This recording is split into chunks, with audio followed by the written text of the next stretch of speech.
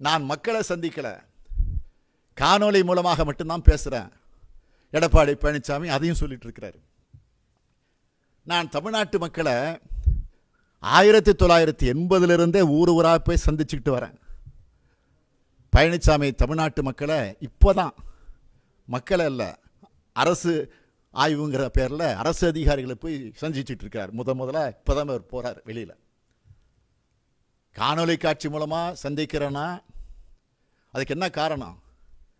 அரசு விதித்த கட்டுப்பாடுகளுக்கு, அதற்கு கட்டுப்பட்டு தான் இதை நான் நடத்திக்கிட்டு வரேன்.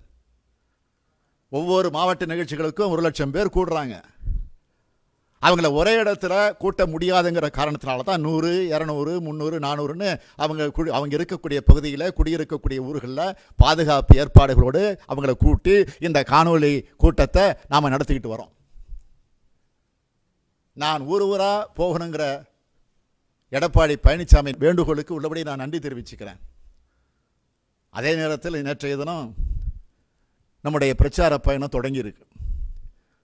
அதில் முதல் கட்டமாக நம்முடைய திமுகவினுடைய இளைஞரணி செயலாளர் தம்பி உதயநிதி அவர்கள் பிரச்சார பயணத்தை தொடங்கினார். அந்த பயணத்துக்கு எடப்பாடி பழனிசாமி தடை விதிச்சிருக்கிறார். அவரை கைது பண்ணியிருக்கிறாங்க. ஏன் இந்த பயம்? உதயநிதி போகிற இடமெல்லாம் பல்லாயிரக்கணக்கானவங்க கூடுறாங்க, அந்த ஆத்திரத்தில் தடை செய்கிறாங்க, கைது பண்ணுறாங்க. ஒரு உதயநிதி கிளம்பியதையே பழனிசாமி சகிக்க முடியலன்னா, அடுத்த மாதத்திலிருந்து திமுகவோட முன்னணியில் எல்லோருமே தமிழகத்தினுடைய 4 திசைகளிலும் 8 கோணங்களிலும் வலம் வர போகிறாங்களே. எடப்பாடி என்ன செய்ய போகிறாரு? நீங்கள் எத்தனை ஆயிரம் பேரை கைது பண்ணுவீங்க? பழனிசாமிக்கு என்னுடைய தாழ்மையான வேண்டுகோளை நான் தெரிவிச்சுக்கிறேன். முதலமைச்சர் மாண்புமிகு பழனிசாமி அவர்களை, நீங்கள் என்ன செஞ்சாலும் திமுகவோட வெற்றியை ஒரு காலம் தடுக்க முடியாது. இதுவரை எப்படி நீங்கள் சும்மா இருந்தீங்களோ அதுபோலவே இந்த கடைசி 5 மாதமும் சும்மா இருங்கன்னு கேட்டுக்கிறேன். அதான் உங்களுக்கு நல்லது. திமுகங்கிற தேன்கூட்டில் கை வச்சிங்கன்னா என்ன ஆகும்? எச்சரிக்கிறேன்.